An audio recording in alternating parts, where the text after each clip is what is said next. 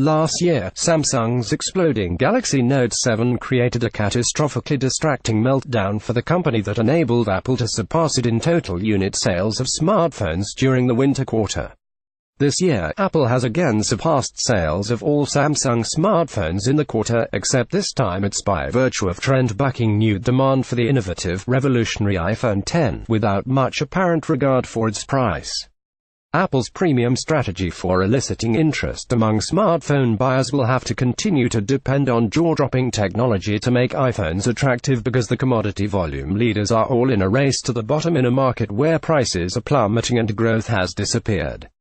Sound familiar? It's like the second coming of the PC. Apple exceeds Samsung sales by 4% despite 3x higher ASP estimates by Strategy Analytics show that Samsung's smartphone sales fell 4% YoY on shipments of 74.4 million units, giving it 18.6% market share globally in calendar Q4 2017.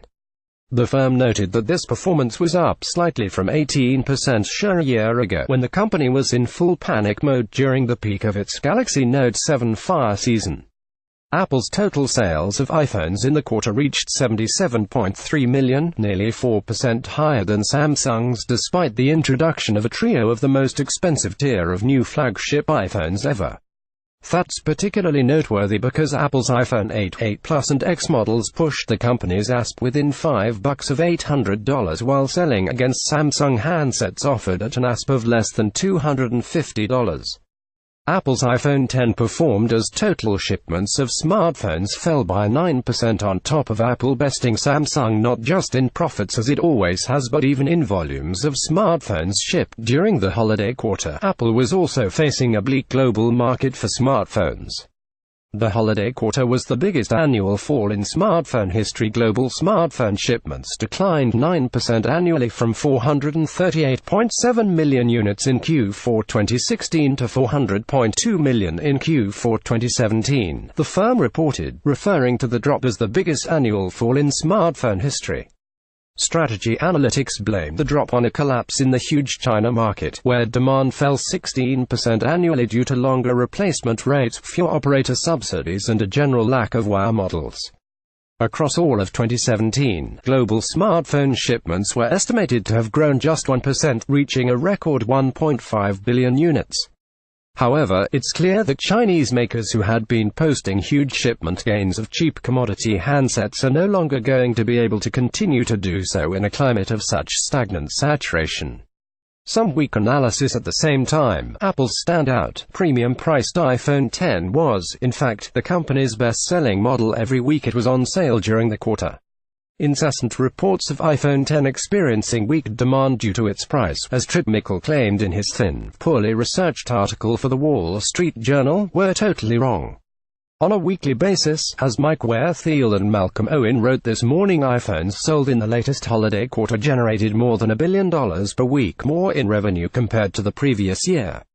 However, because last year's reporting quarter was an extra week longer than this year's, Apple's sales in the quarter fell 1% YoY over the arbitrary reporting period. The difference in time between 13 weeks and 14 weeks is nearly 7.7%, so citing the two numbers without noting that is like comparing an athlete's time running a 400-meter dash with the time needed to run 430 meters, and suggesting that any difference in the actual number of seconds means the performance was disappointingly slower, even if the runner was actually running at a faster pace. Strategy Analytics Executive Director Neil Morstan was among those who ignored this, describing Apple's performance only as slipping 1% annually. He added that iPhone volumes have actually declined on an annual basis for 5 of the past 8 quarters, and added, if Apple wants to expand shipment volumes in the future, it will need to launch a new wave of cheaper iPhones and start to push down, not up, the pricing curve. At the same time, he also noted that Samsung dipped 4% annually in Q4, despite selling phones with an ASP that is now less than a third of the average of Apple's entire iPhone lineup, including its new, lowest ever priced iPhone XE. Samsung has a vast selection of cheap phones that didn't prevent a decrease from occurring, and its drop resulted over 4 million fewer sales versus 1 million fewer iPhones YoY on the same quarterly basis. Lower prices helped Samsung to expand unit shipment volumes slightly across the entire year. Its total sales for 2017 reached an estimated 317.5 M, compared to 215.8 M iPhones sold by Apple. But as Morstan also noted, Samsung is under pressure from Chinese rivals in some major markets, like China and India. And unlike Apple, Samsung doesn't have an iPhone X to effectively push up the pricing curve. In fact, Samsung was forced to slash the price of its premium flagship in the quarter. Big trouble in little growth China. Chinese manufacturers have issues of their own. Strategy Analytics noted that Huawei sales slipped 8% in the quarter YoY while facing an inability to enter the US market related to fears that it's trying to sneak in Chinese spyware. Oppo, the low-end brand of BKK Electronics, has previously been heralded for huge volume increases of phone shipments globally, but it's now flatlined. Strategy Analytics estimated that Oppo shipments remain flat at exactly 29.5 M units, the same as the previous year-ago quarter. Xiaomi soared 87% annually, but that was on sales of just 27.8 M units in the winter quarter. The firm noted, Xiaomi is outgrowing almost everyone for now, but we expect its breakneck speed to slow this year, as rivals such as Huawei fight back with improved, cheaper new designs.